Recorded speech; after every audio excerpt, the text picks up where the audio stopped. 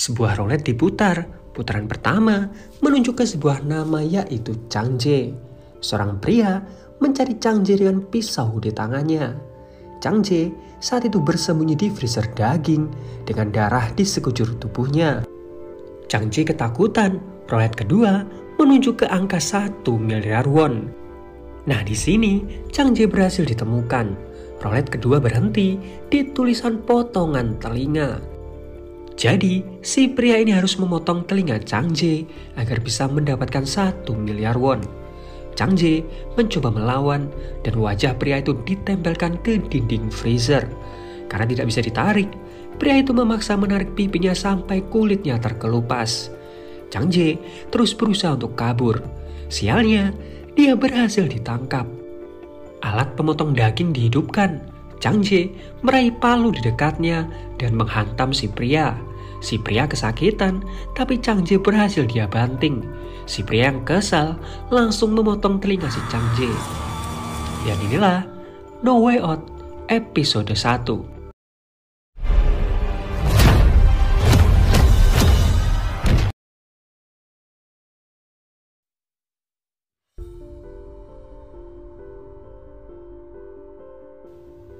Seorang detektif bernama Jong Sik duduk termenung di tengah kerumunan orang-orang yang berteriak meminta ganti rugi. Ternyata Jong Sik baru saja ditipu rekannya sendiri. Dia mencoba menelpon seseorang tapi tidak bisa. Jong Sik lalu pergi ke suatu tempat dan dia merusak CCTV di sana dan berusaha untuk masuk. Si penjaga yang mendengar suara tersebut membukakan pintunya. Si penjaga ternyata mengenal Jong Sik. Jong Sik di sini mencari rekannya yang bernama Yong karena sudah menipunya. Jong Sik mencari Yong di setiap sudut tempat judi tersebut, tapi si penjaga bilang bahwa Yong sudah lama kabur ke Vietnam. Jong Sik sangat marah, dia mengancam si penjaga. Jika Yong tidak ditemukan, maka tempat judi tersebut akan dia tutup. Tiba-tiba, Jong Sik mendapatkan telepon dari istrinya. Ternyata rumah mereka akan dilelang karena Jong Sik berhutang di bank untuk berinvestasi di bisnisnya. Jong Sik mencoba pergi ke bank lain untuk mengajukan pinjaman, tapi pihak bank menolak karena Jong Sik mempunyai catatan gagal bayar. Dia lalu kembali ke kantor polisi dan mencoba mencari keberadaan Yang. Ternyata Yang sudah pergi ke Malaysia beberapa hari yang lalu. Tiba-tiba sebuah telepon masuk dari seorang polisi lalu lintas bernama Park yang meminta detektif Jong Sik untuk segera datang ke kantor polisi. Park di sini menjelaskan bahwa ada seorang pria bersimbah darah membawa pasien bernama Chang Jae ke rumah sakit. Kondisi Chang Jae saat itu juga parah, bahkan telinganya terpotong. Dokter menjelaskan bahwa potongan telinganya sangat rapi, jadi bisa dibilang telinganya Chang Jae ini sengaja untuk dipotong. Dan sepertinya yang melakukan hal ini adalah tukang daging. Melihat potongannya yang sangat rapi, Jong Sik dan juga Park lalu memeriksa rekaman CCTV. Nah, di sini Park melihat ada sesuatu yang dipegang pria yang membawa Chang Jae. Ketika diperbesar, Park yakin bahwa yang dipegang pria itu adalah potongan telinga. Jong Sik masih merasa aneh. Jika pria itu pelakunya, lantas kenapa Chang Jae dibawa ke rumah sakit? Hal itu sama saja membuka kedoknya. Dan lagi, jika bukan pria itu pelakunya, kenapa potongan telinga itu tidak ditinggalkan ke sana? Di sini, Park terlihat sangat excited menyelidiki kasus ini. Cuma, Jong Sik terlihat ogah-ogahan karena dia masih memikirkan bagaimana mencari uang agar rumahnya tidak dilelang oleh bank. Di waktu yang sama, Lim, pria yang menyerang Chang Jae tadi, memotret telinganya Chang Jae dan mengirimkannya ke seseorang. Kembali ke Jong Sik, dia melapor ke atasannya bahwa ini hanyalah penyerangan biasa dan mungkin akan diselesaikan secara kekeluargaan dan pelakunya hanya didenda. Tapi si atasan meminta Jong Sik untuk terus menyelidiki kasus ini karena sudah ada yang membuat laporan. Ternyata yang melaporkan hal ini adalah Park. Akhirnya, Jong Sik pun terpaksa menyelidiki kasus ini. Jong Sik lalu pergi ke penggilingan daging. Setelah memeriksa identitas dari kendaraan yang digunakan pelaku, Jong Sik lalu masuk ke huniannya Lim. Di sini, Jong Sik tidak menemukan keberadaan Lim. yang ada hanya telinganya Chang Jae yang dimasukkan ke dalam gelas. Jong-sik mencoba memeriksa rumah tersebut sampai dia menemukan satu kotak hitam yang sangat berat. Ketika dibuka, Jong-sik terlihat sangat syok dan bahkan gemetaran. Tiba-tiba, Lim ini datang. Jong-sik saat itu keluar. Lim yang tahu bahwa Jong-sik seorang polisi mencoba untuk kabur. Jong-sik berusaha mengejarnya. Aksi pengejaran terus terjadi, bahkan mereka berdua terlihat sangat kelelahan dan mulai kehabisan tenaga. Lim yang sempoyongan pun terpleset dan jatuh.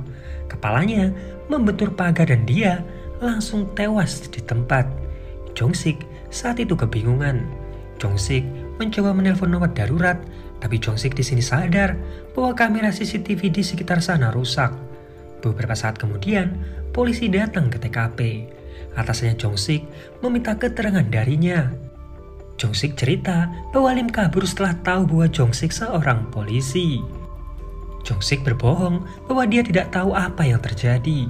Begitu sampai di sana, Lim sudah tewas terjatuh dari lantai atas. Si atasan sedikit agak ragu, tapi Jong-sik berhasil meyakinkannya.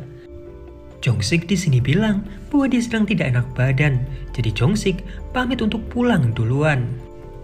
Di waktu yang sama, Chang Jae kabur dari rumah sakit dan mencoba menghubungi seseorang. Chang Jae seperti sedang mencari Lim. Bahkan, dia pergi ke huniannya Lim yang saat itu disegel kepolisian. Chang Jae seperti sedang mencari sesuatu. Di tempat berbeda, Jong-sik mencari tempat parkir di mana CCTV tidak nampak. Nah, setelah menemukan tempat yang pas, Jong-sik keluar dari mobilnya sambil terus memperhatikan sekitar. Ternyata, Jong-sik mengambil koper hitam milik Lim. Lebih gilanya lagi, di dalam koper tersebut berisi uang 1 miliar won. Kembali ke Chang Jae, dia mencoba mencari sesuatu di dalam mobilnya Lim, tapi tetap tidak menemukannya. Chang Jae sebenarnya ingin pergi tapi dia sadar kamera di mobilnya Lim merekam dirinya. Karena takut ketahuan, Chang Jae sekalian membawa pergi mobil tersebut. Chang Jae lalu memeriksa rekaman kamera mobil. Nah, di sini Chang Jae melihat Jong-sik yang membawa koper hitam tersebut. Dan beberapa saat kemudian, polisi datang ke sana. Dan Chang Jae jadi tahu bahwa Jong-sik seorang polisi. Esok harinya, istrinya Jong-sik sangat kaget melihat uang yang berada di atas meja. Jong-sik bilang bahwa dia berhasil menangkap Yang dan mengambil kembali uang miliknya. Sementara di rumah sakit, Park kaget ketika tahu bahwa Chang Jae sudah tidak ada di sana. Di waktu yang sama, Jong-sik membuat laporan bahwa kasusnya Chang Jae sudah ditutup. Dia beralasan bahwa pelaku penyerangan sudah tewas, jadi Chang Jae juga tidak akan bisa menuntut siapa-siapa. Jadi, akan lebih baik jika kasus ini ditutup saja. Tiba-tiba, Park menelpon dan melapor bahwa Chang Jae kabur dari rumah sakit. Dia akan melaporkan hal ini ke atasannya. Cuma, di sini Jong-sik mencoba untuk menenangkannya. Toh, Chang Jae ini korban bukannya pelaku. Jadi, jika dia kabur, artinya dia baik-baik saja. Lagi pula, kasusnya juga sudah ditutup. Cuma, Park bersikeras akan mencari keberadaan Chang Jae. Nah, dari kejauhan, Chang Jae mengawasi Jong-sik. Tiba-tiba, seluruh detektif yang ada di kantor tersebut dipanggil oleh kepala polisi. Sebuah video lalu diputar. Seorang pria bertopeng memutar rolet dan rolet tersebut berhenti di nama Chang Jae. Pria bertopeng itu bilang akan memberikan 1 miliar won ke siapa saja yang bisa memotong telinganya Chang Jae. Jong-sik di sini kaget. Jadi uang 1 miliar yang dia dapat berasal dari pria bertopeng ini. Nah, kepala polisi masih belum sepenuhnya yakin bahwa hal ini benar-benar terjadi. Bisa saja video tersebut dibuat oleh orang iseng. Salah seorang petinggi polisi lalu bertanya, apakah ada uang 1 miliar won di huniannya Lim? Sambil terbata-bata, Jong-sik bilang tidak ada. Atasannya Jong-sik lalu bilang, bagaimana jika menanyakan langsung ke Chang Jae apa alasan Lim menyerangnya? Tapi Jong-sik bilang bahwa Chang Jae sudah kabur dari rumah sakit tadi pagi jam 4 subuh. Tiba-tiba ada video baru dari pria bertopeng tersebut yang bilang bahwa banyak sekali orang yang meragukannya. Mereka ragu pria bertopeng tersebut akan benar-benar membayar mereka jika memainkan permainan roulette tersebut.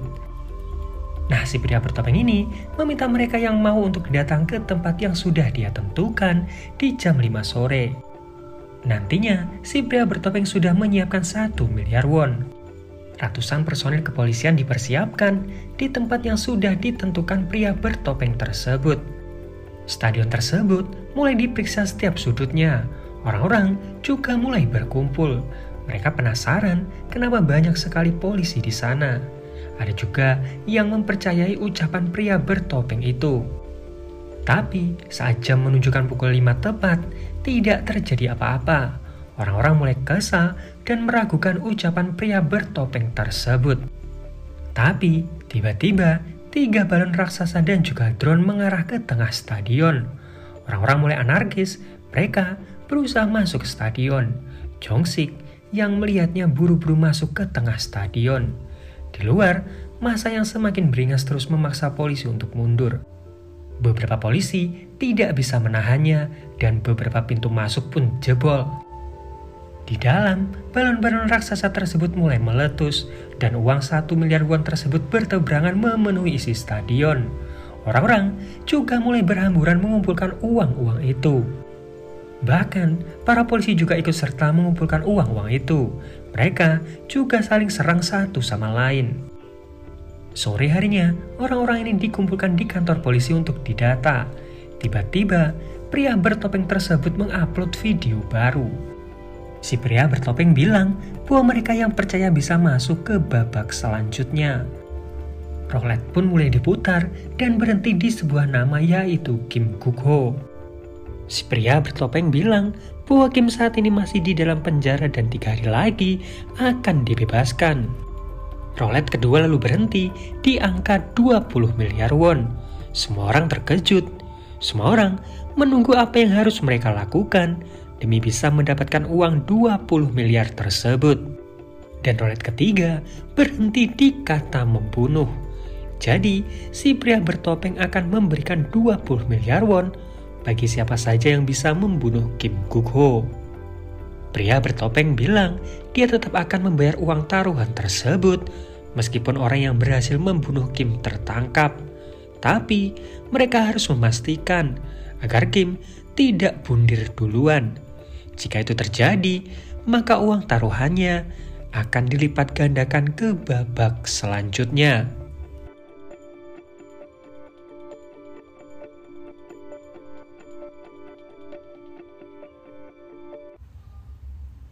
Tahun yang lalu, Kim mengemudi sambil mabuk. Di belakang, ada seorang gadis yang dalam keadaan setengah sadar. Ternyata, Kim baru saja membiusnya. Gadis bernama Minji tersebut pun diperkaos. Selesai memperkaos, Minji malah tidak bergerak. Di sini, Kim yakin bahwa Minji sudah tewas, jadi jasadnya dibuang ke sungai. Saat ditangkap, polisi dan juga Kim pergi ke TKP. Penyisiran dilakukan dan polisi berhasil menemukan jasadnya Minji. Ayahnya Minji sangat marah dan melempari Kim dengan botol soju. Ayahnya Minji berjanji dia akan membalas apa yang sudah dilakukan Kim ke anaknya. Kembali ke masa sekarang, berita menyiarkan tentang pria bertopeng yang memberikan sayembara. Dia akan memberikan 20 miliar won bagi siapa saja yang bisa membunuh Kim. Kim sebenarnya dipenjara selama 15 tahun. Tapi karena berkelakuan baik selama di penjara, hukumannya pun dikurangi 2 tahun. Komisaris polisi menghubungi kepala kepolisian dan mendesaknya untuk segera menyelesaikan kasus ini. Kepala polisi bertanya ke tim cyber sampai sejauh mana perkembangannya.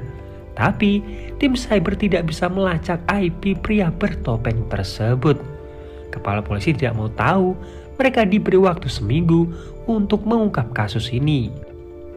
Sementara anggota yang lain diminta untuk menjaga keamanannya Kim.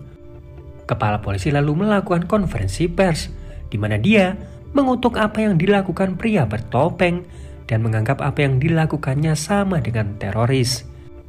Sementara itu, di penjara, Kim dibebaskan. Kim di sini merasa aneh. Selama ini, dia sangat dekat sekali dengan staf penjara. Tapi entah kenapa, di hari itu mereka semua terdiam. Kim masih belum tahu bahwa dia saat ini jadi incaran orang-orang karena sayembara dari pria bertopeng.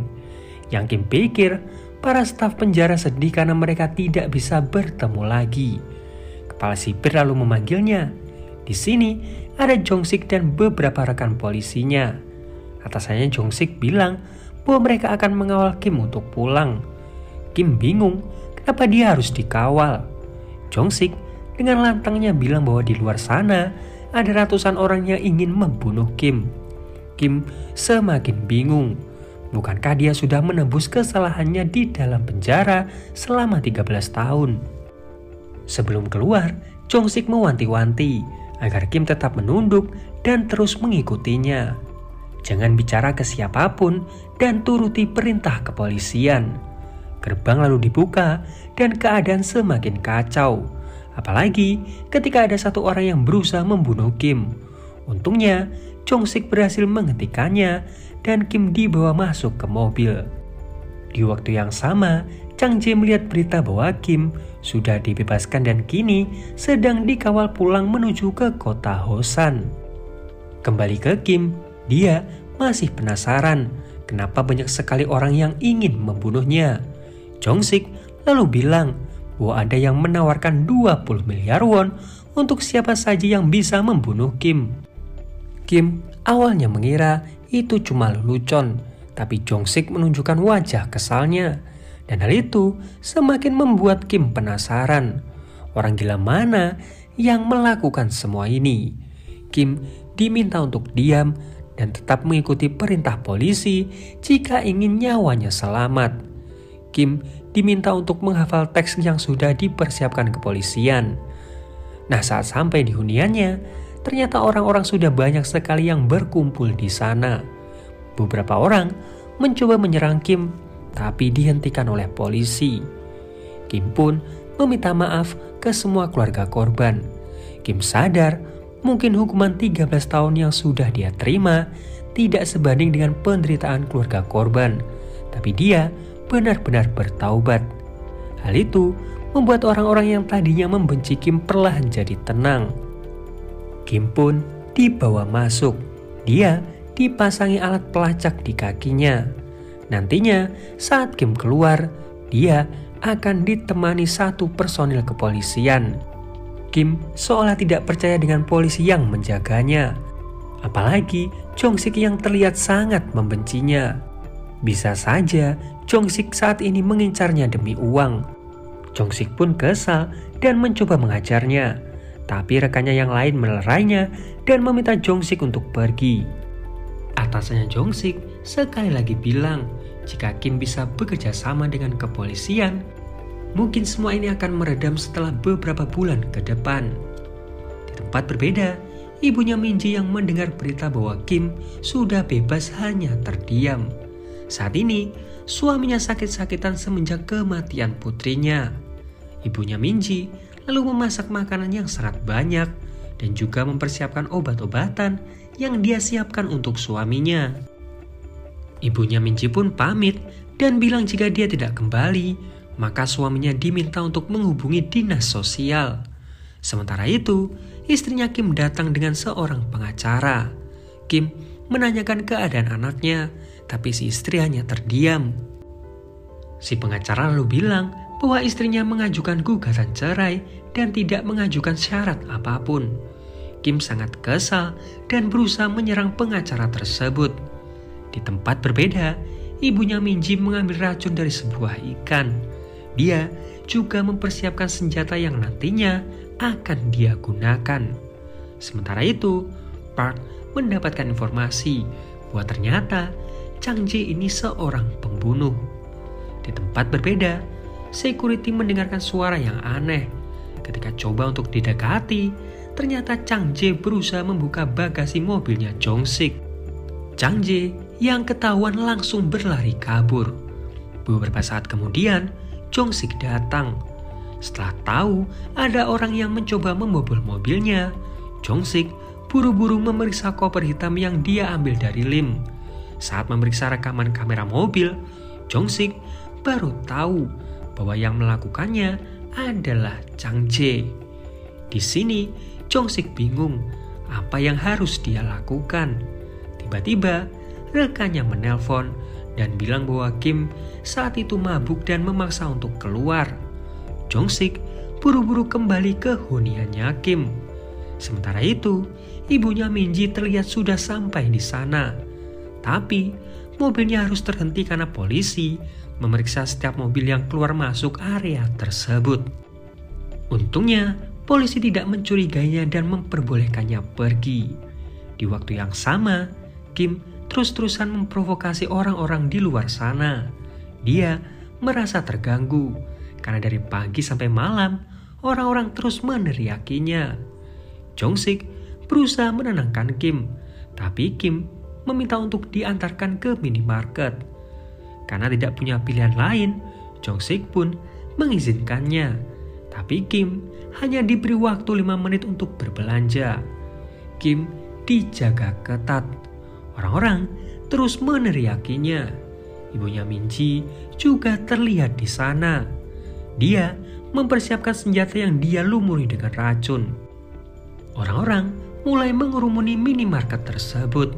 Ibunya Min-ji juga berusaha masuk tapi dihalangi petugas. Ibunya Min-ji memohon. Dia bilang mengidap diabetes, jadi dia butuh coklat secepatnya. Karena kasihan, ibunya Min-ji pun diperbolehkan masuk. Senjatanya pun dipersiapkan, tapi saat ditembakkan, tembakannya meleset. Beberapa kali, Kim berusaha menghindar. Untungnya, polisi berhasil menghentikan ibunya Min-ji, dan Kim berhasil diselamatkan anak buahnya Jong-sik. Jong-sik kaget melihat rekannya yang kejang-kejang dan mulutnya berbusa. Dia berteriak untuk segera dipanggilkan ambulan.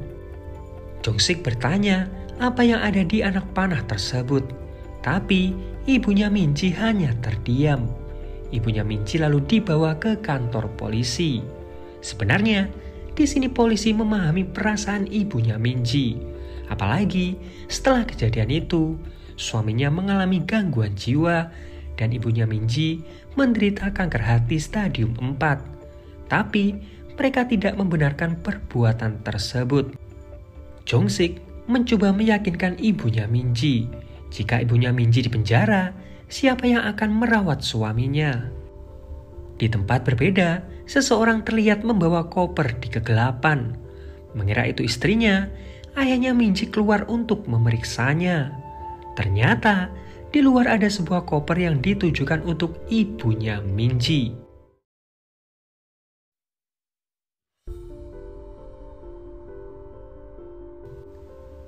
Lee Sang-bong adalah seorang pengacara yang di hari itu kalah di persidangan. Nah, saat di toilet, bukannya bersedih, Lee seakan tersenyum. Ternyata, Lee sengaja mengalah di persidangan karena dia sudah disuap uang yang lebih banyak oleh lawannya. Nah, rekan pengacara ini tahu bahwa Lee sedang kesulitan keuangan karena dia menginvestasikan semua uangnya ke konstruksi NCT. Tapi saat ini konstruksi tersebut sedang mandek. Lee seakan tahu. Dia meminta rekannya untuk langsung ke poinnya saja. Nah, jadi si rekan tahu bahwa partai Gukmin sedang mencari bakal calon wali kota di pemilu nanti. Masalahnya, mereka harus menghadapi wali kota yang sekarang, yaitu Myung-ja. Lee pun menolak dan langsung pergi. Dia pergi ke konstruksi NCT yang saat itu mangkrak. Tiba-tiba, istrinya menelpon dan meminta Lee untuk segera membayarkan hutang mereka ke bank. Esok harinya, ditemani rekannya, Lee diperkenalkan dengan ketua partai Gukmin. Ketua partai sini cerita bahwa dulu dirinya lah yang mencalonkan Myung-ja menjadi wali kota. Tapi setelah mendapatkan posisinya, Myung-ja malah keluar dari partai yang sudah membesarkannya. Jadi kali ini mereka akan melakukan segala cara agar Myung-ja tidak terpilih kembali. Lee berjanji akan melakukan apa saja asalkan ketua partai mau membantu agar proyek NCT berjalan lagi. Saat Lee keluar, dia melihat wali kota Myung-ja yang menemui ketua partai. Esok harinya, Lee melihat berita tentang penyerangan yang dilakukan ibunya Minji di minimarket. Ibunya Minji ditahan dan Kim dikabarkan masih selamat. Wali kota Myungja mengutuk hal itu dan akan memperketat keamanan demi melindungi warganya termasuk Kim. Tiba-tiba, si pria bertopeng membuat video baru. Dia mengapresiasi ibunya Minji yang rela membuat panah beracun untuk membunuh Kim. Tapi, polisi malah jadi korban di sini. Kedepannya, si pria bertopeng tidak ingin ada warga sipil yang jadi korban. Nah, karena kasihan ke ibunya Minji, si pria bertopeng sudah memberikan 1 miliar won ke suaminya. Si pria bertopeng berharap uang tersebut digunakan untuk menyewa pengacara terbaik dan melanjutkan hidup keduanya. Dan berita baiknya, sayembara 20 miliar won masih berjalan. Lee yang melihat semua ini seakan punya sebuah ide gila. Ketua partai lalu dihubungi. Lee tahu wali kota Myungja melakukan ini semua demi mendapatkan dukungan. Nah, mereka bisa memanfaatkan hal itu untuk menyerangnya. Ketua partai berjanji jika Lee bisa menghancurkan Myungja, maka proyek NCT akan dia lanjutkan. Di tempat berbeda, seorang pria sebut saja Choi sedang menemani istrinya yang sedang sakit. Nah, dia membutuhkan setidaknya 500 juta won untuk biaya pengobatan istrinya. Malam harinya, Jong-sik mendekati rekannya. Dia tahu rekannya baru saja membeli mobil listrik. Jadi, dia meminjam mobil si rekan dengan alasan ingin mencobanya dulu sebelum membeli. Padahal, Jong-sik ingin menyembunyikan uang miliknya di mobil tersebut. Sementara itu, Lee berusaha menarik perhatian Kim. Lee berteriak bahwa dia siap menjadi pengacaranya Kim dan membelanya. Orang-orang berteriak dan memintanya untuk segera turun. Polisi juga menghentikan orasinya karena semakin membuat kegaduhan. Dan terlihat Kim tidak peduli. Di tempat berbeda, Choi masuk ke sebuah kampus dan mencari cairan metil, di mana cairan ini mudah sekali meledak. Cairan itu lalu dimasukkannya ke tumbler. Tiba-tiba, security memergokinya. Choi saat itu berpura-pura jika dia ketinggalan tumbler. Saat security pergi, Choi juga mengambil asam klorida. Kembali ke Lee, dia memvideo semua orang yang ada di sana dan bilang akan menuntut mereka semua yang ada di sana karena sudah melanggar undang-undang. Hal itu menarik perhatian Kim dan Kim meminta Jong-sik untuk mempertemukannya dengan Lee. Kim meminta Jong-sik untuk pergi karena dia ingin bicara 4 mata dengan Lee. Di sini Kim tahu bahwa Lee tidak melakukan ini secara gratis. Dia pasti butuh imbalan. Tapi Lee bilang saat ini dia belum butuh sesuatu. Tapi di saat dia butuh, dia akan membicarakannya dengan Kim. Kim pun setuju dan menandatangani surat kuasa. Di waktu yang sama, Choi mulai merakit bom. Dia mencoba meledakkan bom tersebut di sebuah gedung kosong. Sementara itu, salah satu petinggi polisi sangat marah. Bisa-bisanya, Jong-sik membawa Kim keluar tanpa persetujuannya.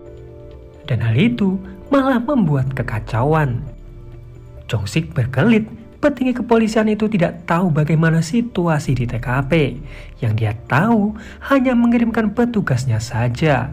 Atasannya pun kesal dan meminta Jong-sik untuk keluar.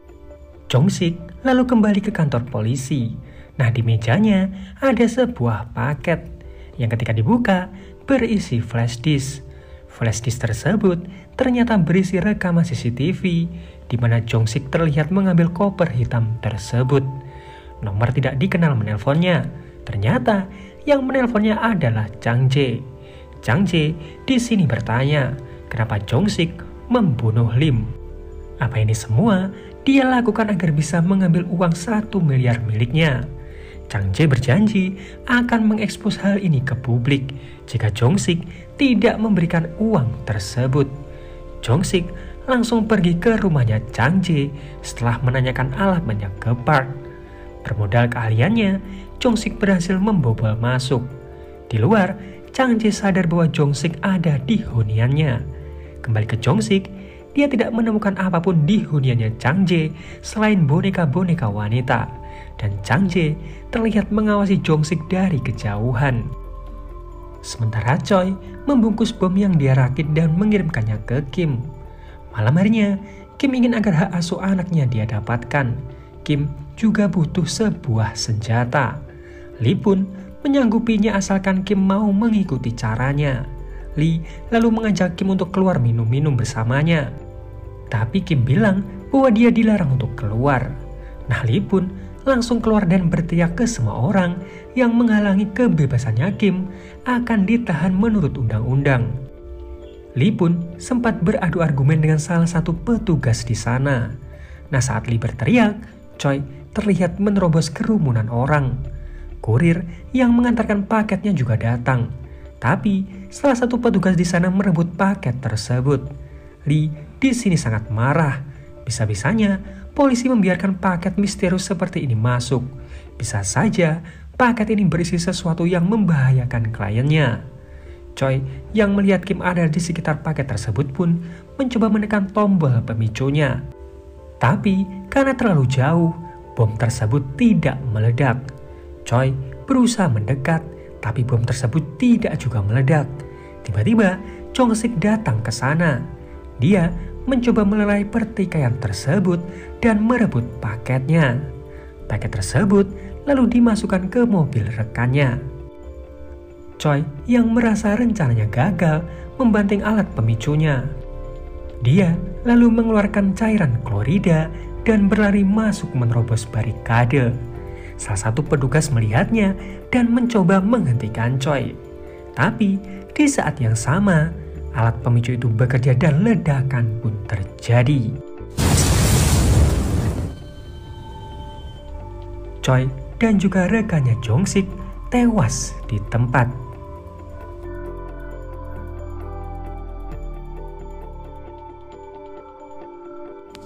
Wali kota Myeongja saat itu dipanggil kejaksaan karena diduga melakukan korupsi. Beberapa orang mendemonya tapi wali kota Myeongja terlihat santai, seolah dirinya tidak bersalah. Di dalam, kepala kejaksaan tahu bahwa Myeongja menggelapkan dana investasi dari luar negeri dan membuat perusahaan palsu untuk menyembunyikan uang-uangnya. Nah, di sini Myeongja mencoba untuk bernegosiasi. Dia tahu bahwa si jaksa ini teman seangkatannya dulu. Tapi kepala kejaksaan sangat kesal dengan sikapnya Myeongja yang seolah kebal hukum. Myeongja lalu keluar. Di sini Myeongja bilang bahwa sebenarnya dia ini dijebak oleh lawan politiknya. Namanya sengaja dijatuhkan agar dia tidak terpilih lagi di pemilu selanjutnya. Myeongja lalu mencoba menghubungi ketua partai Gukmin tapi tidak bisa. Tiba-tiba suaminya menelpon dan bertanya apa yang Myeongja lakukan sampai-sampai kejaksaan datang ke sekolah milik suaminya dan memeriksa semuanya. Myeongja pun kesal, tapi kepala kejaksaan bilang bahwa mereka punya surat kuasa untuk melakukannya. Myeongja lalu pergi ke tempat upacara 60 tahun partai Gukmin berdiri. Di sini, Myeongja sengaja berbuat onar agar dia bisa berbicara dengan ketua partai. Ketua partai sangat marah karena Myeongja merusak acaranya.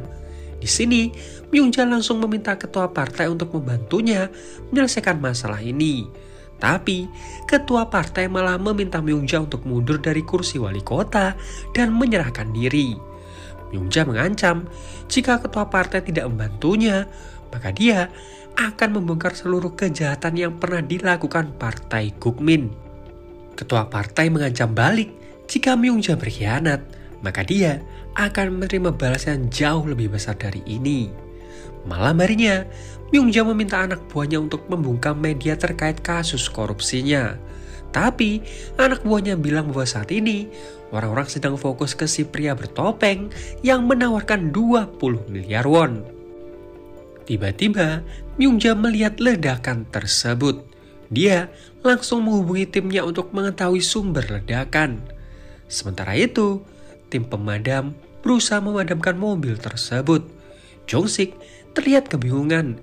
Dia bingung bagaimana nasib koper berisi uang itu.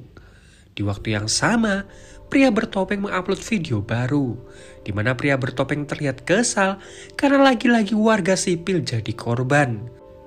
Dia hanya ingin Kim dibunuh, bukan malah memulai perang seperti memasang bom di dekat kerumunan orang. Jadi kedepannya, jika ada warga sipil lagi yang jadi korban, pria bertopeng akan menganggap hal itu pelanggaran. Nah di sini, Myung-ja seakan punya ide. Dia akan memanfaatkan Kim untuk mengembalikan citranya. Nantinya, Myung-ja akan meyakinkan Kim untuk pergi dari kota ini. Dengan begitu, Myung-ja akan dielulukan bak pahlawan. Sementara itu, atasannya Jong-sik menjenguk anak buahnya yang mengalami luka bakar serius karena ledakan bom. Di tempat berbeda, Chang Jae melihat postingan seorang wanita yang sering diuntitnya. Nah, keesokan harinya, Chang Jae terlihat mengawasi wanita tersebut. Sementara itu, anak buahnya Myung-ja menemui Lee dan memintanya menyampaikan sesuatu ke Kim. Nah, di sini Kim mendapatkan penawaran. Dia akan diberikan 200 juta won selama 5 tahun. Tapi dengan syarat, Kim harus pergi dari kota ini. Tapi di sini Lee bilang bahwa Kim harus meminta uang yang lebih banyak. Di tempat berbeda, tim cyber berhasil menemukan alamat IP pria bertopeng tersebut. Tapi tiba-tiba, alamat IP pria bertopeng tersebut berubah kembali. Tiba-tiba, wali kota Myung-ja menemui kepala polisi. Di sini, Myung-ja bilang bahwa pemindahan Kim akan dibantu kepolisian wilayah lain. Kepala polisi sedikit bingung apakah Kim mau dipindahkan ke kota lain. Tapi Myung-ja bilang bahwa dia sudah membereskannya. Siang harinya, Myung-ja mempersiapkan beberapa wartawan dan media lain untuk meliput kegiatannya. Si sekretaris bilang bahwa Myung-ja harus bertahan sampai malam agar liputannya bisa masuk berita utama. Myung-ja pun setuju dan mereka pergi ke huniannya Kim. Myung-ja yang baru saja datang memberikan penghormatan ke korban ledakan bom. Wali kota Myung-ja lalu menyampaikan bela sungkawanya sebesar-besarnya terhadap 2 orang polisi yang sudah menjadi korban selama pengamanannya Kim. Myung-ja mulai berakting dan ingin mencegah korban yang lebih banyak lagi. Jadi dia akan memohon ke Kim untuk pergi meninggalkan kota Hosan. Hal itu mendapatkan persetujuan dari semua orang yang ada di sana. Wali kota Myung-ja bilang dia tetap akan di sana sampai Kim mau berbicara dengannya. Kim yang melihat dari kejauhan sangat jijik. Lee menjelaskan, begitulah para politisi bekerja. Mereka hanya mencari simpati masyarakat demi kepentingannya. Sementara itu, sekretaris wali kota sudah mempersiapkan beberapa buzzer untuk memuluskan rencana ini. Malam harinya, rencana dilakukan. Seorang anak datang membawa ucapan untuk Myung-ja dan memberikannya selimut. Hal itu membuat orang-orang makin bersimpati dan mendukung wali kota Myung-ja. Tiba-tiba, Kim keluar dari huniannya dan meminta Myung-ja untuk masuk. Sebelum masuk, Myung-ja meminta dukungan orang-orang yang ada di sana. Dia berakting sangat kelelahan. Tapi di dalam, sikapnya berubah 180 derajat. Myung-ja terlihat sangat angkuh. Sambil memalingkan wajahnya, Myung-ja bilang bahwa dia sudah menyiapkan rumah untuk ditinggali Kim nantinya. Semua sudah tersedia di sana dan bahkan ada orang yang akan membersihkan rumah itu setiap harinya. Myung-ja bilang bahwa Kim akan mendapatkan uang 1 miliar won selama 5 tahun. Dengan syarat dia tidak boleh menginjakan kakinya ke kota Hosan selama 5 tahun. Kim dan juga Lee hanya tertawa. Myung-ja mengira Kim sudah setuju dengan kesepakatan itu. Jadi dia keluar dengan senyum sumringahnya. Tapi tiba-tiba Lee keluar dan menunjukkan rekaman suara Myung-ja tadi. Myung-ja pun kembali ke dalam. Kini Kim yang bersikap angkuh. Myung-ja sendiri tahu bahwa pria bertopeng saja memberikan 20 miliar won untuk nyawanya. Jadi 1 miliar berasa kecil jika dibandingkan dengan itu. Jika Myung-ja mau Kim meninggalkan kota itu, Myungja harus membayar 10 miliar won dan Myungja diberi waktu malam ini untuk melunasinya. Jika tidak, maka kesepakatannya batal. Wali kota Myungja pun keluar tanpa memberikan penjelasan apapun. Sementara itu, anggota tim cyber berhasil menemukan alamat IP pria bertopeng tersebut. Ternyata, pria bertopeng itu menyiarkan siarannya dari gedung sebelah. Puluhan personil lengkap datang ke gedung tersebut. Tapi di sana tidak ada pria bertopeng. Yang ada hanya topengnya dan rolet. Jong-sik mencoba memutar rolet tersebut. Dan rolet itu berhenti di nama Kim Guk-ho, 20 miliar dan bunuh. Kim mencoba memutarnya berkali-kali, tapi rolet tersebut tetap berhenti di sana. Nah, di sini polisi menyimpulkan bahwa sejak awal Kim memang sudah jadi target dan ini semua sudah disetting. Tiba-tiba Jong-sik melihat sesuatu di bawah meja.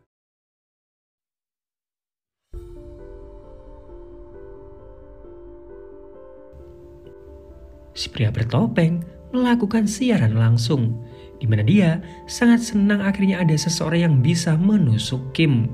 Nah, jika Kim tewas, maka wanita tersebut akan mendapatkan 20 miliar won. Kembali ke 13 tahun yang lalu, saat itu Minji tewas karena terlalu banyak disuntik obat bius. Setelah selesai menenggelamkan jasadnya Minji, Kim pun pulang. Istrinya bertanya kenapa lengan jaketnya Kim robek. Tapi di sini Kim enggan untuk menjawab karena dia ingin tidur. Dari kejauhan, anak mereka yang bernama Dong-ha melihat ibunya yang menggali tanah dan menemukan bekas jarum dan juga botol obat bius. Istrinya Kim juga menemukan bercak darah di jaket suaminya yang dia foto. Seolah dari awal istrinya ini tahu kejahatan yang dilakukan suaminya. Suatu hari, Kim mengajak keluarganya ke kebun binatang. Nah, di sini Kim terlihat sangat menyayangi anaknya. Saat itu, Dong-ha diajak untuk melihat harimau. Nah, istrinya lalu berhenti dan menelpon seseorang. Tiba-tiba, beberapa polisi menyergap Kim dan menangkapnya. Nah, Dong-ha yang sekarang menjadi pemain biola profesional dan sering memenangkan kompetisi internasional. Saat itu, Dong-ha diwawancarai oleh beberapa wartawan. Tapi, ada satu orang wartawan yang bertanya, apakah Dong-ha akan meminta maaf ke keluarga korban yang sudah dibunuh oleh Kim. Dong-ha seakan muak mendengarkannya. Seolah ini semua bukannya sekali dia dengar, tapi sudah kesekian kalinya. Dong-ha lalu menemui ibunya di tempat kerjanya dan menunjukkan piala yang dia dapatkan. Tapi orang-orang melihat Dong-ha dengan tatapan merendahkan. Bahkan ada yang menyebut bahwa Dong-ha sama mesumnya dengan ayahnya. Ibunya pun marah ke orang-orang yang mengatakan hal itu. Dia melihat ekspresi Dong-ha yang seakan sedih di hari bahagianya. Esok harinya, Dong-ha pergi melihat ayahnya yang baru saja bebas dari penjara. Ekspresinya kebingungan, entah apa yang ada di benaknya. Kembali ke masa sekarang, Lee memberikan informasi tentang Dong-ha ke Kim, di mana Dong-ha sering memenangkan kompetisi biola internasional dan banyak sekali penawaran dari sekolah-sekolah internasional. Di tempat berbeda, Dong-ha sangat terganggu dengan kondisi ayahnya yang baru bebas. Di sekolah, Dong-ha lebih memilih menyendiri sambil mendengarkan handphonenya daripada mendengar cibiran teman-temannya. Teman-teman sekelasnya bahkan membuat grup yang membahas ayahnya Dong-ha. Tiba-tiba, beberapa murid-murid dari kelas lain datang menemui Dong-ha. Dong-ha dibully, bahkan dia dipukuli tanpa alasan. Salah satu temannya Dong-ha membelanya, tapi salah satu dari pembuli tersebut mencoba untuk menamparnya. Untungnya, semua itu berhenti ketika guru mereka datang. Tapi sepulang sekolah, temannya Dong-ha tadi mulai dilecehkan. Dong-ha langsung datang dan menyiramkan bensin ke mereka. Dong-ha dipukuli, tapi dia mengancam balik dengan menyalakan korek api. Sebelum pergi, Dong-ha meminta ke temannya untuk tidak lagi membelanya. Saat pulang, Dong-ha melihat ibunya yang harus membersihkan tembok yang dicoret-coret oleh orang yang membenci Kim. Sambil berbisik lirih, Dong-ha meminta ibunya untuk berhenti. Meskipun dihapus, semua ini tidak bisa menghentikan kebencian mereka terhadapnya. Sambil memeluk si ibu, Dong-ha bilang bahwa dia baik-baik saja. Esok harinya, di kantor polisi, Rolet tersebut mulai diperiksa oleh Jong-sik. Jong-sik masih penasaran kenapa pria bertopeng ini mengincar Kim Guk-ho. Bahkan, si pria bertopeng marah ketika warga sipil jadi korban. Seolah pria bertopeng ini bukanlah penjahat. Jong-sik masih penasaran apa sebenarnya motif si pria bertopeng ini. Tiba-tiba, Park datang menemui Jong-sik dan menunjukkan sesuatu. Ternyata, selama ini sudah ada 5 orang yang jadi targetnya pria bertopeng tersebut sebelum Kim. Dan salah satunya adalah Chang Jae. Semua targetnya adalah penjahat yang pantas untuk dihukum. Nah, tiba-tiba Jong-sik menemukan sesuatu di videonya pria bertopeng. Di belakang video tersebut ada bayang-bayang samar. Park mencoba untuk membacanya. Ternyata itu tulisan gereja Midian. Di tempat berbeda, salah satu perwakilan dari kampus terbaik di luar negeri menawari Dong-ha untuk masuk ke kampusnya. Semua biaya akan ditanggung pihak kampus. Ibunya sangat senang mendengar berita tersebut, tapi Dong-ha menolak. Dia butuh memikirkannya lagi. Dong-ha terlihat tidak sanggup meninggalkan ibunya sendiri. Malam harinya, si ibu sudah berbicara dengan Dong-ha untuk mengambil kesempatan tersebut, tapi Dong-ha menolak jika si ibu tidak ikut. Esok harinya, Jong-sik terlihat menghadiri ibadah di gereja Midian. Jong-sik terlihat mengawasi pastor di sana yang bernama Jung-woo, di mana Jung-woo yang baru selesai beribadah diikuti ke sebuah panti asuhan. Malam harinya, anaknya Jong-sik yang mau keluar dihentikan oleh ibunya. Si ibu menitipkan baju ganti untuk Jong-sik dan meminta putrinya untuk mengirimkannya ke kantor polisi. Nah, saat keluar, terlihat Chang Jae membuntutinya. Saat turun dari bis, Chang Jae langsung menyergapnya. Nah, karena terlalu lama, Jong-sik mencoba untuk menghubungi istrinya. Tapi si istri bilang bahwa anak mereka sudah pergi dari tadi. Tiba-tiba, Jong-sik melihat sesuatu yang tergeletak di jalan. Istrinya menelpon kembali, tapi kali ini si istri berteriak meminta bantuan. Jong-sik buru-buru pulang. Nah, di sana ada Chang Jae yang dengan santainya makan di ruang tamu. Chang Jae meminta uangnya kembali jika Jong-sik ingin putrinya selamat. Jong-sik yang mendengarnya langsung menyerang Chang Jae. Jong-sik bilang dia akan mengembalikan uang itu, tapi Chang Jae tahu bahwa sisa uangnya sudah hangus terbakar. Jadi Chang Jae punya sebuah ide. Dia ingin mendapatkan uang 20 miliar tersebut sebagai gantinya. Jika Jong-sik ingin putrinya selamat, Jong-sik diminta untuk membawa Kim menemui Chang Jae, biar Chang Jae yang membunuhnya. Tapi jika Jong-sik menolak, maka Chang Jae akan memotong tangan putrinya. Chang Jae lalu pergi dan Jong-sik langsung menenangkan istrinya. Sementara itu, Lee menemui istrinya Kim dan membicarakan hak asuh anak. Nah, di waktu yang sama, Dong-ha yang mencari ibunya menemukan catatan aneh, di mana si ibu mempelajari anatomi tubuh. Dong-ha lalu ingat bahwa si ibu pernah menyembunyikan sesuatu. Ketika coba untuk diperiksa, ternyata ibunya menyembunyikan sebuah pisau. Dari kejauhan, Dong-ha melihat ibunya yang berbicara dengan Lee. Di sini, si ibu terlihat tertekan. Apalagi ketika Lee bilang bahwa dia merekam semuanya. Sementara itu, Jong-sik menghubungi Park dan memintanya untuk melacak lokasi HP. Jong-sik juga mencari di mana Chang Jae pergi. Tapi masalahnya, salah satu CCTV rusak dan tidak bisa merekam ke arah mana Chang Jae ini pergi. Esok harinya, Dong-ha terlihat di sekitar rumahnya Kim. Karena ada pemeriksaan, Dong-ha mencoba memutar dan melemparkan tasnya ke rumah sebelah. Dong-ha lalu kembali ke tempat pemeriksaan. Dong-ha lalu bilang bahwa dia putranya Kim. Mendengar hal itu, Kim langsung meminta Dong-ha untuk masuk.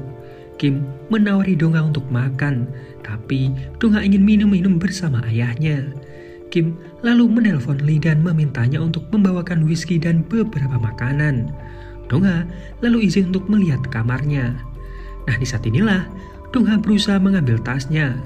Tapi sialnya, tasnya malah tersangkut di dahan pohon. Dongha berusaha meraihnya, tapi Kim mengagetkannya dan meminta Dongha untuk turun karena makanannya sudah datang.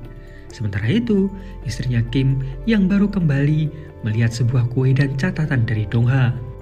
Setelah melihat catatan tersebut, istrinya Kim langsung berlari. Ternyata sebelumnya Dongha juga menjual biolanya. Kembali ke Dongha yang turun dari kamarnya, Kim memintanya untuk duduk dan menuangkannya minuman. Polisi di luar melapor bahwa istrinya Kim datang. Kim meminta polisi untuk menggeledah,nya. Dongha lalu menuangkan minuman untuk ayahnya. Tatapan Dongha berubah. Nah, ternyata tas yang tadi sudah berhasil diambilnya dan Dongha langsung menyerang Kim. Kim mencoba melawan, tapi Dongha berhasil menusuk perut Kim. Kim menendangnya sampai Dongha pingsan. Si ibu lalu datang dan merebut pisau di tangan Dongha. Dia menusuk dada Kim berkali-kali. Kim pun tergeletak bersimbah darah. Darah itu pun diusapkannya ke wajahnya. Istrinya Kim lalu keluar dan berteriak ke semua orang yang ada di sana bahwa dialah yang membunuh Kim Guk-ho.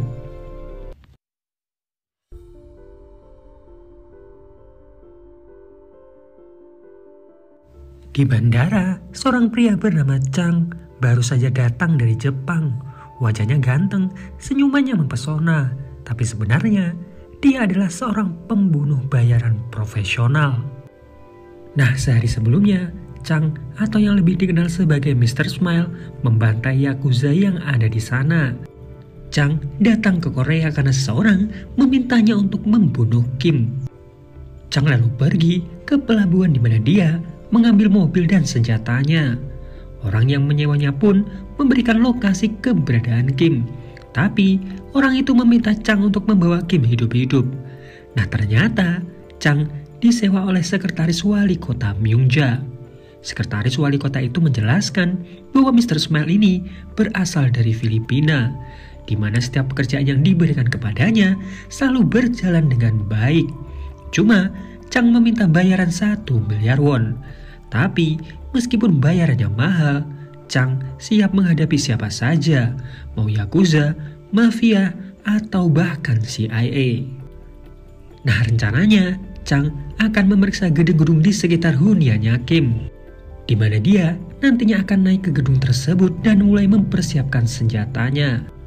Nah, pertanyaannya, bagaimana Chang membawa Kim hidup-hidup, sementara di luar polisi berjaga ketat? Nantinya, Chang akan menembakkan pistol karet ke arah kepalanya Kim yang membuat Kim langsung pingsan. Lalu, Chang akan bergelantungan ke arah rumahnya Kim. Dia lalu membopong Kim dan naik menggunakan tali yang sudah dia persiapkan sebelumnya. Malam harinya, Chang terlihat mengawasi Lee.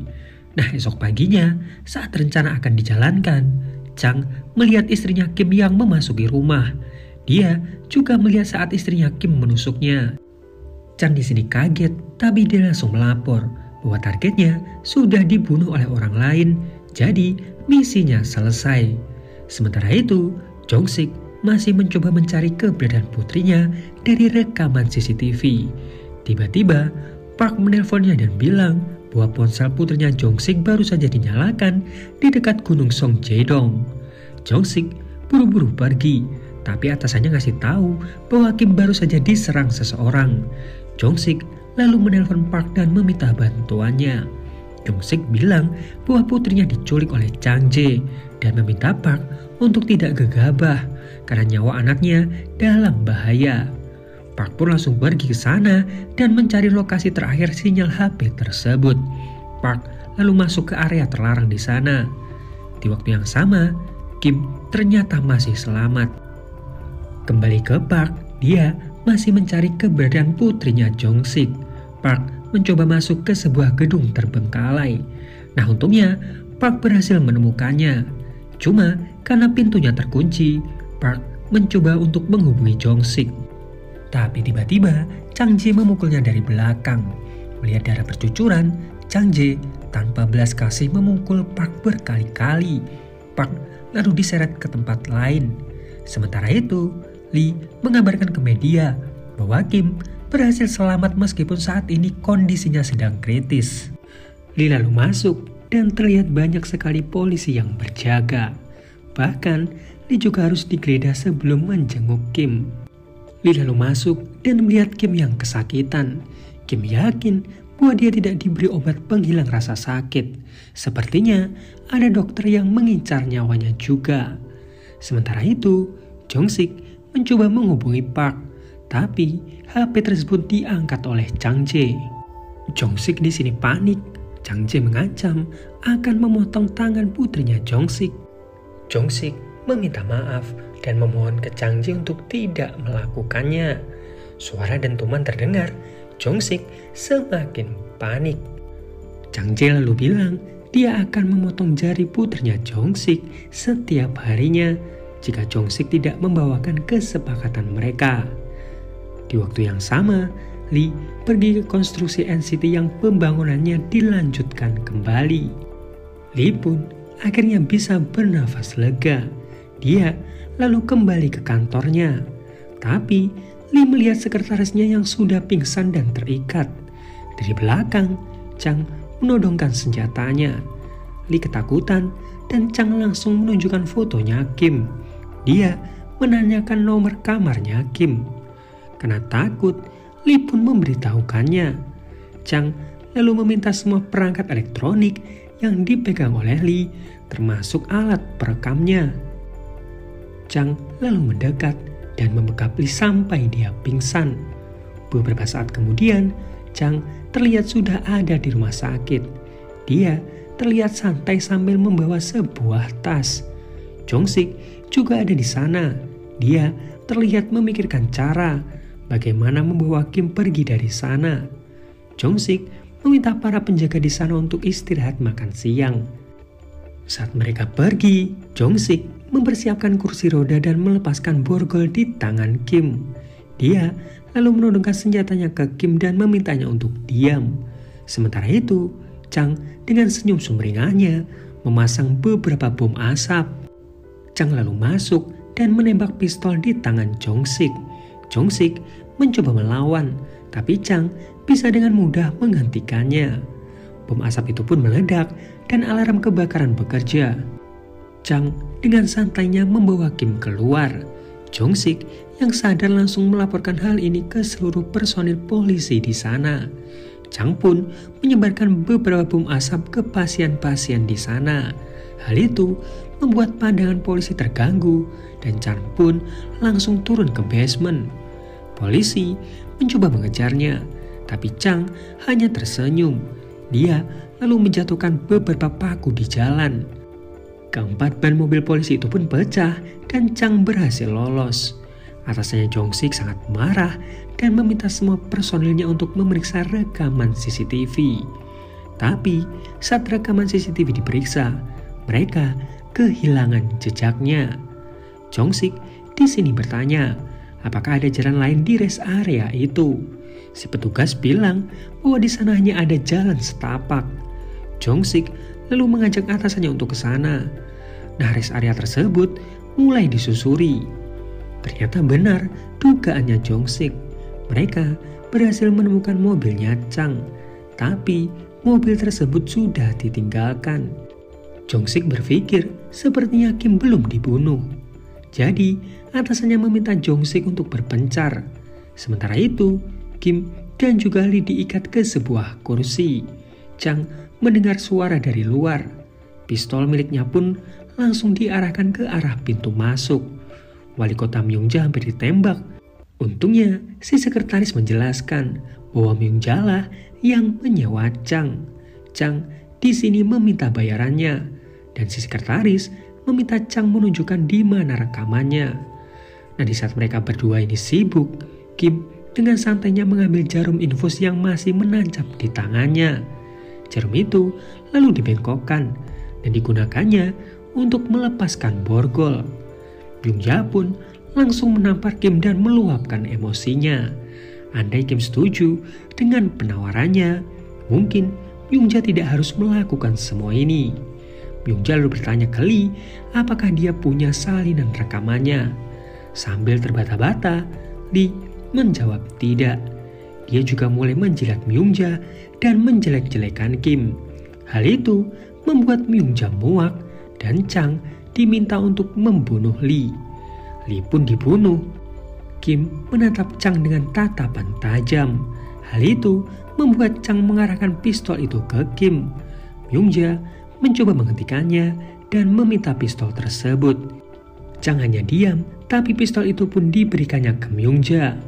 Myung-ja mulai menggertak Kim, tapi tiba-tiba dia menembak Chang berkali-kali. Ternyata Myung-ja sengaja membunuh Chang agar dia tidak perlu membayarnya. Kim hanya tertawa. Ternyata Myung-ja selicik itu. Myung-ja pun mendang Kim. Dia meminta si sekretaris untuk menembak Kim. Tapi tiba-tiba Chang bangkit dan menembak si sekretaris. Myung-ja ketakutan. Dia bahkan menawarkan uang 2 kali lipat dari kesepakatan di awal, asalkan Chang mengampuninya. Tiba-tiba Kim menyerangnya dari belakang. Perkelahian pun terjadi. Kim lalu memborgol Chang agar dia tidak bisa kabur. Sementara itu, polisi menyisir rest area tersebut. Kembali ke Kim, pergelutan masih terjadi. Kim melempari Chang dengan serpihan kaca. Dia berusaha meraih pistol yang ada di depannya. Sementara Chang juga berusaha meraih pisau di hadapannya. Untungnya, Jong-sik berhasil meraih pistol itu terlebih dahulu dan menembak Chang. Di waktu yang sama, atasnya Jong-sik menelponnya dan bilang ada yang melaporkan tentang suara tembakan. Jadi Jong-sik diminta untuk memeriksa area tersebut. Kembali ke Kim, dia mencoba untuk kabur. Tapi karena terlalu lemas, Kim pun akhirnya pingsan dan mobilnya berhenti di depan kantor polisi. Di waktu yang sama, Jong-sik melihat ada seseorang yang keluar dari villa tersebut. Saat coba untuk didekati, ternyata orang tersebut adalah wali kota Myung-ja. Sementara Chang ternyata masih hidup.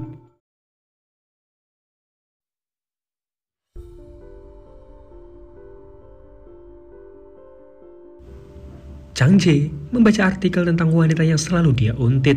Si wanita menulis bagaimana dia jadi korban orang yang sering menguntitnya. Chang Jae yang kesal langsung mengikat si wanita dan menyiramkan bensin di tempat usahanya.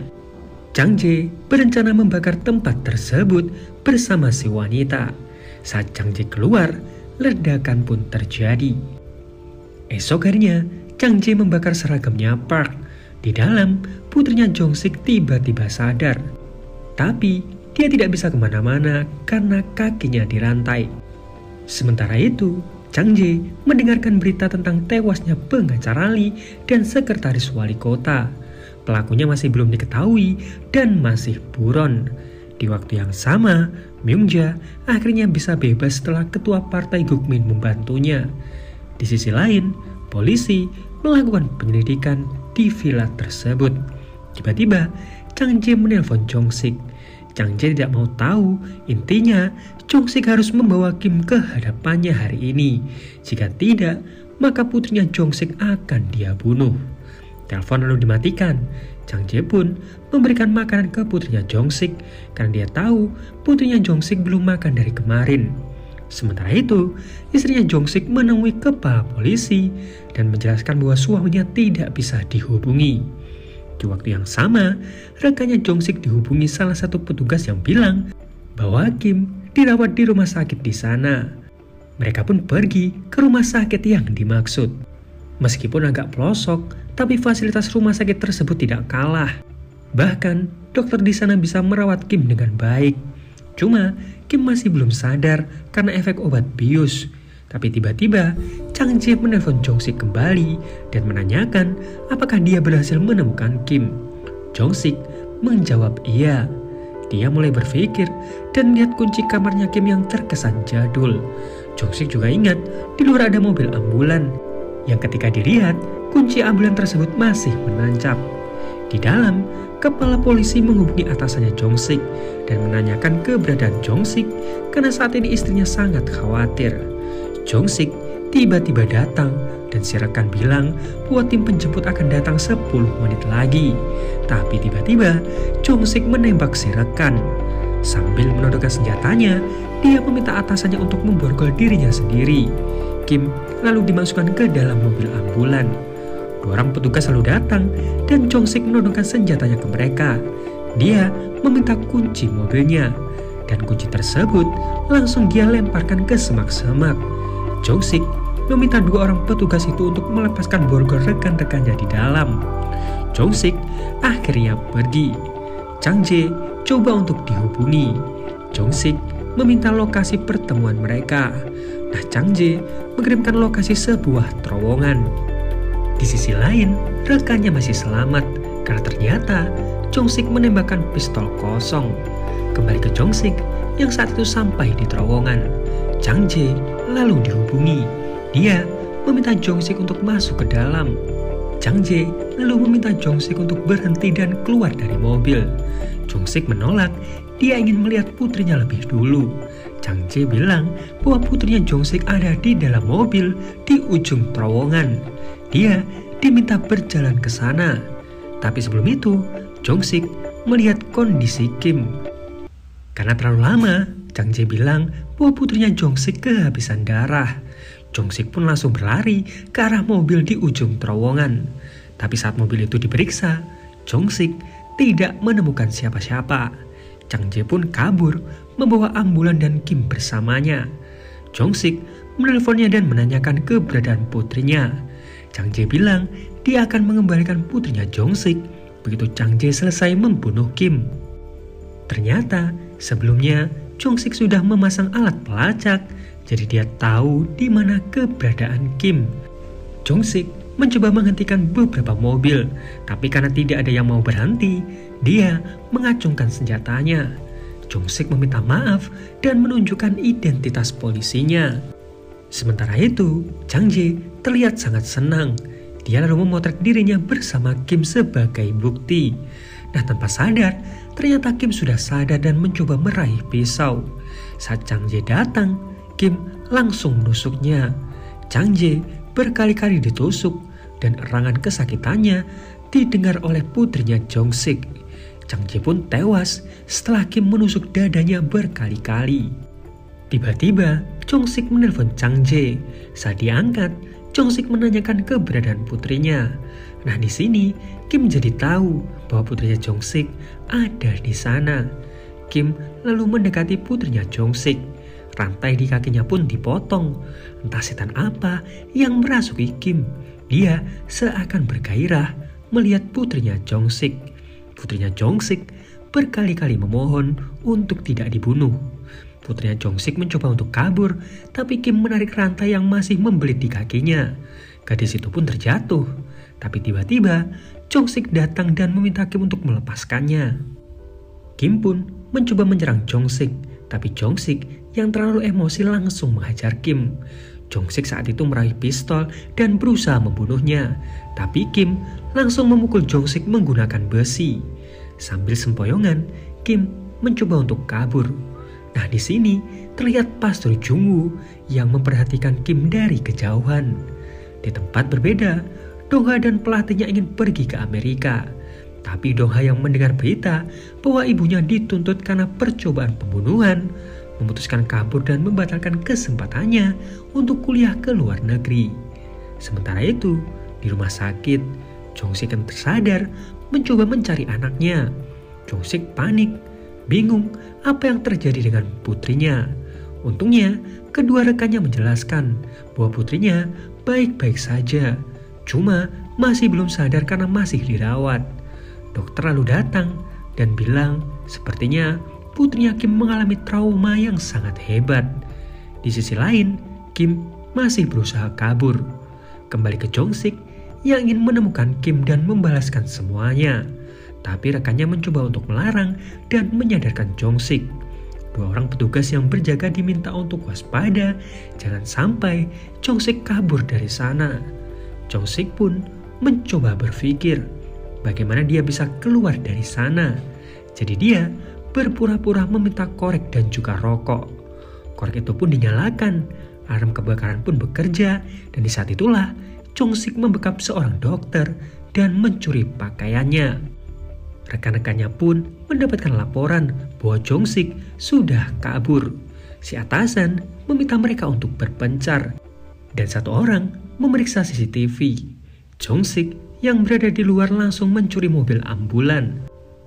Nah, atasannya yang melihat hal itu memerintahkan semua personil untuk mengejar ambulan tersebut.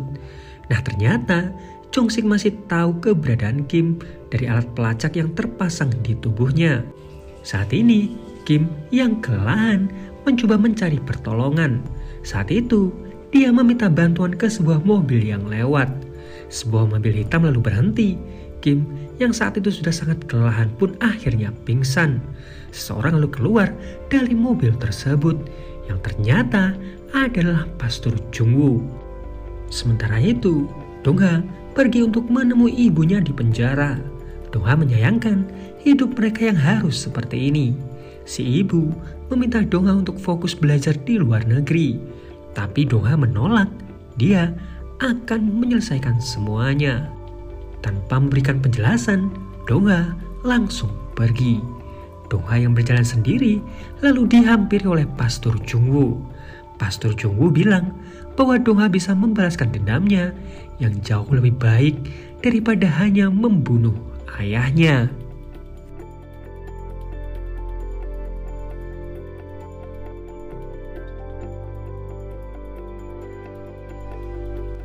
Plot twistnya, sosok di balik pria bertopeng itu adalah Pastor Jung-woo. Motif dari semua ini karena dendam. Dulu, sewaktu Jung-woo masih kecil, ibunya pernah jadi korban pemerkosaan. Tapi, pelakunya hanya dihukum selama 2 tahun. Yang lebih membuat Jung-woo marah ketika dia tahu tidak ada rasa penyesalan sama sekali dari wajah pelakunya. Ditambah lagi, ibunya Jung-woo yang sangat depresi memutuskan untuk bunuh dan meninggalkannya sendiri. Sejak saat itu, Jung-woo jadi sangat dendam dengan pelaku kejahatan seksual. Makanya, Jung-woo membuat permainan roulette maut tersebut agar dia bisa menghukum seluruh penjahat-penjahat ini tanpa mengotori tangannya. Nah, Jung-woo sendiri bukanlah pastor sebenarnya. Dia hanya berpura-pura. Bermodal kata-kata manis dan penyampaiannya yang santai, Jung-woo bisa diterima di gereja tersebut sebagai pastor yang baik. Apalagi ketika para jemaat melihat bagaimana Jung-woo merawat pastor senior di sana yang mengalami kelumpuhan. Sebut saja pastor tersebut Pastor Sung. Orang-orang salut dengan ketelatenan Jung-woo merawat Pastor Sung. Karena hal itu sudah dilakukan Jung-woo selama bertahun-tahun. Tapi di belakang itu, Jung-woo berbisik ke Pastor Sung bahwa dia tidak boleh mati sebelum menebus dosa-dosanya. Di sini juga terungkap, ternyata Pastor Sung setiap hari disuntikan obat agar tetap lumpuh dan tidak bisa berbicara. Nah, kembali saat Jung-woo menjemput Dong-ha, Dong-ha diajak ke panti asuhan miliknya. Jung-woo cerita bahwa Pastor Sung sama dengan Kim. Tapi, alih-alih membunuhnya, Jung-woo memberikan penderitaan yang jauh lebih kejam daripada kematian. Buat mereka takut dan tidak berdaya. Dan bahkan untuk mati pun mereka tidak bisa. 20 tahun yang lalu, Jung-woo sering dibantu seorang detektif yang sangat baik kepadanya. Bahkan, detektif tersebut sering memberi Jung-woo uang. Suatu hari saat Jung-woo pulang, dia tidak melihat ibunya. Jung-woo mencoba mencarinya, sampai dia mendengar suara di kamarnya Pastor Sung. Saat Jung-woo mengetuk pintunya, Pastor Sung terlihat sangat panik sambil memakai pakaiannya. Jung-woo sangat kebingungan karena si ibu ada di sana. Pastor Sung beralasan bahwa ibunya Jung-woo sedang sakit, jadi dia memberikannya obat. Pastor Sung meminta Jung-woo untuk pergi, tapi Jung-woo melawan dan menggigit tangannya. Obat bius yang ada di meja pun terjatuh. Nah, saat Pastor Sung membereskannya, Jung-woo langsung memukul kepala Pastor Sung. Dan karena sudah tidak tahan lagi jadi budaknya Pastor Sung, ibunya Jung-woo pun memutuskan untuk bundir. Kembali ke masa sekarang, Kim juga disuntikan obat yang sama yang Jungwoo berikan ke Pastor Sung. Jungwoo bertanya bagaimana rasanya jadi buruan semua orang. Apakah Kim merasakan ketakutan karena semua orang ingin membunuhnya? Jungwoo pun penasaran apa kira-kira yang akan dilakukan oleh Donghwa. Di luar, Jong-sik sampai di panti asuhan Midian. Sebelum turun, Jong-sik mempersiapkan senjatanya. Jong-sik langsung masuk ke dalam dan dia masuk ke ruangannya Jungwoo, di mana di dalam ada sebuah ruangan rahasia dan di sini Jong-sik melihat logo pria bertopeng tersebut. Jadi Jong-sik yakin bahwa Jungwoo ada hubungannya dengan pria bertopeng. Di luar, Jungwoo membawa Donghwa ke sebuah gereja, di mana di dalamnya ada Kim yang terduduk tidak berdaya. Jungwoo lalu menunjukkan beberapa jarum suntik dan meminta Donghwa untuk memilih. Jika Donghwa menyuntikkan obat ini ke jantungnya Kim, maka seluruh pembuluh darahnya akan pecah dan Kim akan langsung tewas. Tapi, apakah semua ini sepadan dengan penderitaan yang dialami Donghwa dan juga ibunya? Donghwa hanya diberi waktu sedikit untuk berpikir karena Jungwoo sudah mengupload koordinatnya Kim. Nah, semua orang yang melihatnya bergegas ke sana, termasuk beberapa polisi. Jungwoo lalu keluar. Sementara Jong-sik yang melihat lokasinya Kim, tahu bahwa gereja yang dimaksud adalah gereja di atas bukit. Jadi dia buru-buru ke sana. Kembali ke Jungwoo yang menelpon seseorang. Di dalam, Donghwa memegang jarum di tangannya dan mulai mendekati Kim. Tapi saat Donghwa akan menyuntikkannya, Kim meminta maaf.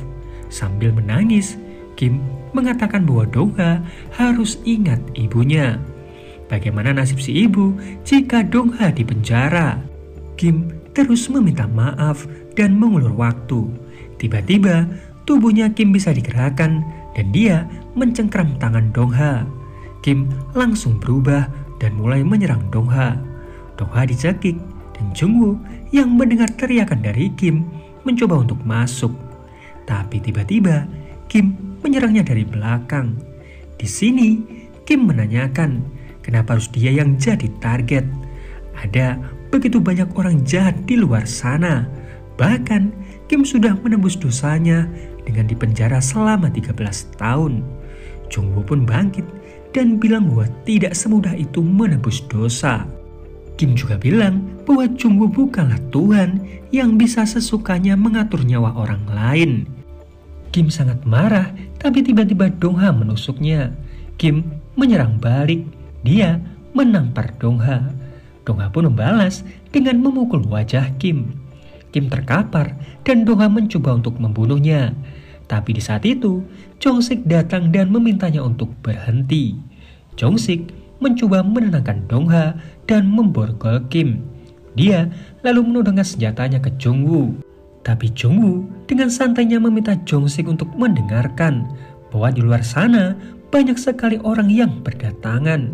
Jong-sik menembakkan tembakan peringatan, tapi tidak ada yang peduli dan berusaha menyerang. Jadi Jong-sik terpaksa menembaki mereka. Jong-sik pun berteriak bahwa dia juga sangat ingin membunuh Kim setelah semua yang terjadi ke putrinya. Tapi dia tidak bisa karena Jong-sik seorang polisi. Jadi Jong-sik meminta mereka semua untuk berpikir apakah mereka akan bersikap seperti binatang. Di saat inilah Kim meraih jarumnya dan menyandra anaknya. Jong-sik kebingungan, dia berada di tengah pilihan yang sulit. Tapi Donghwa berteriak ke orang-orang yang ada di sana untuk membunuh ayahnya. Karena terlalu berbahaya, Jong-sik pun menembak Kim. Semua orang terdiam melihat Kim yang terkapar. Orang-orang memastikan apakah Kim benar-benar tewas. Untungnya, polisi langsung datang ke sana dan menghentikan semuanya. Cuma, Jungwoo sudah pergi dari sana. Berita tentang tewasnya Kim pun langsung menyebar. Kepolisian saat ini kebingungan mencari siapa itu Jungwoo karena ternyata identitasnya yang dia gunakan palsu. Bahkan tidak ada satu foto pun di gereja maupun panti asuhan tentang Jungwoo. Nah, Jong-sik sendiri juga memberikan kesaksian bahwa dia tidak melihat wajahnya Jung-woo. Sementara itu, putrinya Jong-sik akhirnya sadar. Di sisi lain, Jung-woo memberikan amplop di depan huniannya Jong-sik. Saat Jong-sik membukanya, ternyata itu bukti transferan 20 miliar won yang dikirimkan untuknya. Jong-sik juga diberikan sebuah kunci. Dan si pria bertopeng kembali mengupload video baru dan bertanya ke semua orang apakah mereka siap ke babak selanjutnya. Beberapa bulan kemudian, Jong-sik terlihat sedang mencari sesuatu. Di sebelahnya ada amplop dari Jung-woo. Nah, saat melihat logo pria bertopeng tersebut, Jong-sik sadar dan berhasil menemukan tempat yang dimaksud. Di sana ada sebuah gedung yang dijaga 2 orang. Nah, seseorang lalu mendekat dan langsung menembak penjaga di luar. Orang tersebut ternyata adalah Chang. Chang mencoba mencari keberadaan Jung-woo. Jong-sik yang datang ke sana pun hanya menemukan beberapa orang yang sudah tewas ditembak. Tiba-tiba sebuah video diputar. Ternyata itu pesan dari Chang. Chang tahu bahwa Jong-sik juga sedang memburu Jung-woo. Tapi Chang juga mendapatkan klien baru, di mana si klien memintanya untuk membunuh Jung-woo. Jadi Chang meminta Jong-sik untuk berhenti mencari Jung-woo, karena jika tidak, maka dia juga akan memburu keluarganya Jong-sik tanpa terkecuali. Dan film pun berakhir. Nah, itu tadi alur cerita film No Way Out. Seperti biasa, like kalau kalian suka, dislike kalau belum. Sampai jumpa di video yang lain. Dajum.